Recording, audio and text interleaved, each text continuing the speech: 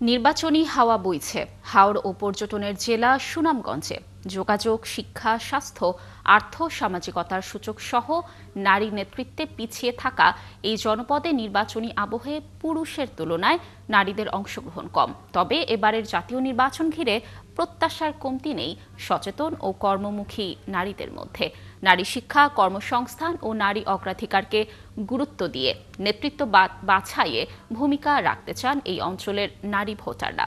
শহীদ নূর আহমেদের তথ্য ছবিতে প্রতিবেদন। নদী হাওরে ঘেরা দেশের সীমান্ত ঘেঁষা জেলা সুনামগঞ্জে প্রায় ২৮ লাখ জনসংখ্যার বাস। নদীমাতৃক যোগাযোগ ব্যবস্থা ও দুর্গম হাওড় ভিত্তিক জীবনধারার কারণে অন্য অঞ্চলের চেয়ে ভিন্নতা রয়েছে এখানকার মানুষের জীবন জীবিকায়।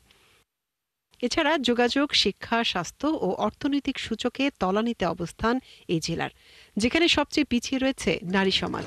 শিক্ষার হারের পাশাপাশি কর্মসংস্থান ও নেতৃত্বে রয়েছে আকাশ পাতাল পার্থক্য। দীর্ঘদিনের এই বৈষম্যের অবসান চান এখানকার নারীরা। এই জেলার মেয়েদের উন্নয়নের জন্য আমি মনে করি যদি শিক্ষাক্ষেত্রে তাদেরকে আরেকটু ভালোভাবে আমরা উৎসাহিত করতে পারি, বিশেষ করে অভিভাবকদের মধ্যে সচেতনতা সৃষ্টি করতে পারি, কিংবা নারী নেতৃত্বকে সামনে নিয়ে আসতে পারি, তাহলে হয়তো আমরা ভালো কিছু আশা করতে পারি। জীবনের ডাকে আমি সাড়া দেই, আমি থামি না। ফ্রিডম স্যানিটারি ন্যাপকিন, ফ্রিডম মানে স্বাধীনতা। সুনামগঞ্জের ৫টি সংসদীয় আসনে মোট ভোটার ২০,৫০,৯৯৪ জন। এর মধ্যে নারী ভোটার রয়েছেন প্রায় অর্ধেক। গণঅভ্যুত্থান পরবর্তী রাষ্ট্র কাঠামো পরিবর্তন আশা জাগিয়েছে এই অঞ্চলের নারীদের। আর্থসামাজিক মানদণ্ডে বৈষম্য দূর করার পাশাপাশি সকল স্তরে তারুণ্য নির্ভর নারীর অংশগ্রহণ চান শিক্ষার্থীরা। তরুণ যারা আছে এখন, আমরা চাই না যে কোনো দল যেন আবার পিছু সরকার হয়ে উঠুক। চাকরি ক্ষেত্রে বলেন, পড়াশোনার ক্ষেত্রে বলেন, বা যে কোনো জায়গায় বলেন না কেন, আমরা কখনো বৈষম্য চাইনি। এবং আমরা এমনই একটা সরকারের স্বপ্ন দেখি যেখানে আসলে নারী পুরুষ সবারই সমান অধিকার থাকবে। এবারে নির্বাচন নিয়ে উৎসুক হয়ে আছেন নতুন প্রজন্মের ভোটাররা। যে প্রার্থী নারী শিক্ষা ও কর্মসংস্থান সৃষ্টিতে ভূমিকা রাখবে তাকেই সমর্থন দিতে চান তারা।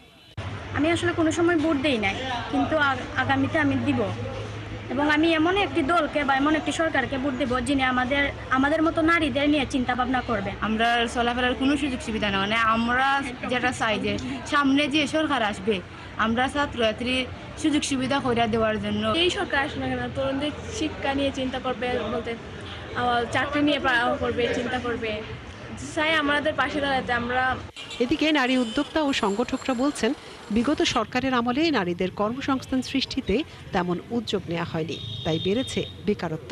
আর সচেতন নারী সমাজ মনে করেন সে সময় নারী নেতৃত্ব বাড়েনি। আগামী সরকারটা এমন হোক যে সরকারে নারীদের এগিয়ে নিয়ে যাওয়ার জন্য, নারীদের শিক্ষা, নারীদের চিকিৎসা, নারীদের কর্মসংস্থানের জন্য কাজ করবে। একটি অবাধ সুষ্ঠু নির্বাচনে অধিকার সচেতন ও নারী বান্ধব নেতৃত্বকে ভোট দেওয়ার প্রত্যাশা হাওড় অঞ্চলের নারীদের। মনিরা কাজুরি, ৭১।